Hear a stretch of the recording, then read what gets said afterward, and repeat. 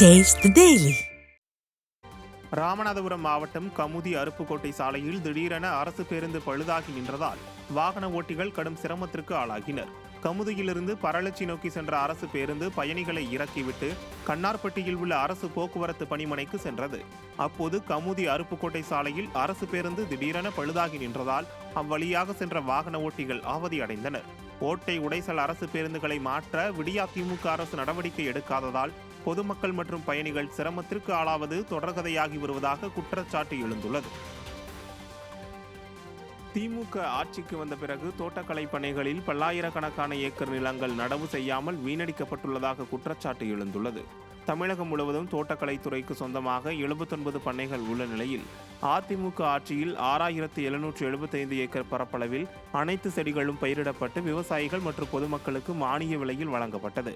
ஆனால் வேளாண்மை துறைக்கு விளம்பரத்திற்காக தனி பட்ஜெட் போடும் விடியா திமுக பல்லாயிரக்கணக்கான ஏக்கர் நிலங்களில் பயிர் செய்ய நிர்வாக திறன் இல்லாமல் வீணடித்துள்ளதாக இயற்கை ஆர்வலர்கள் குற்றம் சாட்டியுள்ளனர். சிவகங்கை மாவட்டம் காரைக்குடியில் அமைச்சர் பெரிய கருப்பன் மீது 5000 கோடி ரூபாய் ஊழல் செய்ததாக குற்றம் சாட்டிய திமுக கிளை செயலாளர் மீது கொடூர தாக்குதல் நடைபெற்றுள்ளது. பொய்யலூரைச் சேர்ந்த திமுக கிளை கழக செயலாளர் சரவணன் என்பவர் தனது மகன் 12ஆம் வகுப்பு தேர்ச்சி அடைந்ததை தொடர்ந்து கல்லூரியில் சேர்வதற்கு அமைச்சர் பெரிய கருப்பனிடம் சிபாரிசு கடிதம் கேட்டுள்ளார். ஆனால் அனைவர் முன்னிலையிலும் தன்னை சரமாரியாக திட்டியதை அடுத்து அமைச்சர் பெரிய கருப்பன் சாதி அரசியல் செய்வதாகவும் 5000 கோடி ரூபாய் ஊழல் செய்துள்ளதாகவும் சரவணன் வீடியோ மூலம் குற்றம் சாட்டினார். இதனால் ஆத்திரமடைந்த பெரிய கருப்பனின் ஆதரவாளர்கள் இருசக்கர வாகனத்தில் வந்த சரவணன் மீது சரமாரி தாக்குதல் நடத்தியுள்ளனர். இதில் படுகாயமடைந்த சரவணன் காரைக்குடி அரசு மருத்துவமனையில் சிகிச்சை பெற்று வரும் நிலையில் காவல்துறையினர் விசாரணை நடத்தி வருகின்றனர். சொந்த கட்சியைச் சேர்ந்த நிர்வாகி மகனுக்கே கல்லூரியில் சேர பரிந்துரை கடிதம் அளிக்க மறுத்ததுடன் தாக்குதல் நடத்திய பெரிய கருப்பனின் செயலால் விடியா திமுகவினரே கடும் அதிருப்தி அடைந்துள்ளனர்.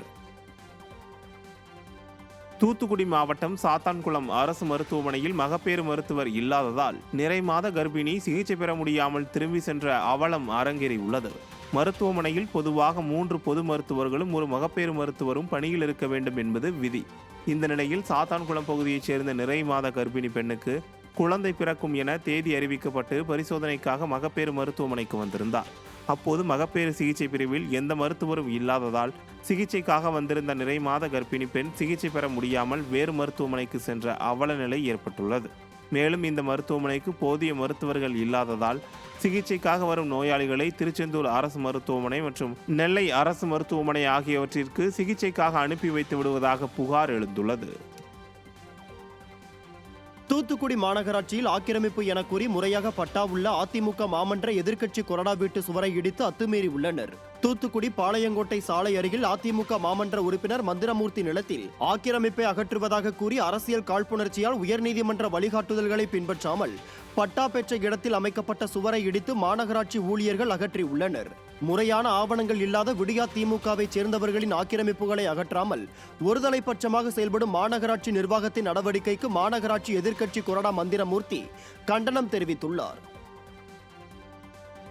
பாரபட்சத்தோட குறிப்பிட்ட இப்போ திமுக காரங்களுக்கு சொந்தக்காரங்கன்னு சொல்லி அவங்களோட இடத்தெல்லாம் விட்டுட்டு நான் ஏடிஎம்கே கவுன்சிலர், அதனால் என்னோடய வீட்டில் உள்ள பின்பக்க பகுதியிலலாம் ஃபுல்லாக இடிக்காங்க. அதே மாதிரி பக்கத்தில் குடியிருப்பு பகுதியில் என் பக்கத்தில் உள்ளவங்களாம் எல்லாம் இடித்து காலி பண்ணுறாங்க.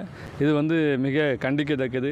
முறையாக சட்டப்படி எங்கெங்கே ஆக்கிரமிப்பு இருக்கோ அனைத்தையுமே அகற்றணும் அப்படிங்கிறத எங்களோட கோரிக்கை. பாரபட்சத்தோடு இப்போ அதிமுக காரங்கிறனால என்னோடய வீடை மட்டும் இடிச்சிட்டு இங்கே திமுக காரங்கிற கோயில் இருக்குது, அதெல்லாம் திமுகவுக்கு சார்ந்தவங்களோட இது அமைச்சர் கீதா ஜீவனுக்கு சொந்தக்காரங்க, அதனால் அதை மட்டும் விட்டுட்டு போகிறது மிக மிக கண்டிக்கத்தக்கது.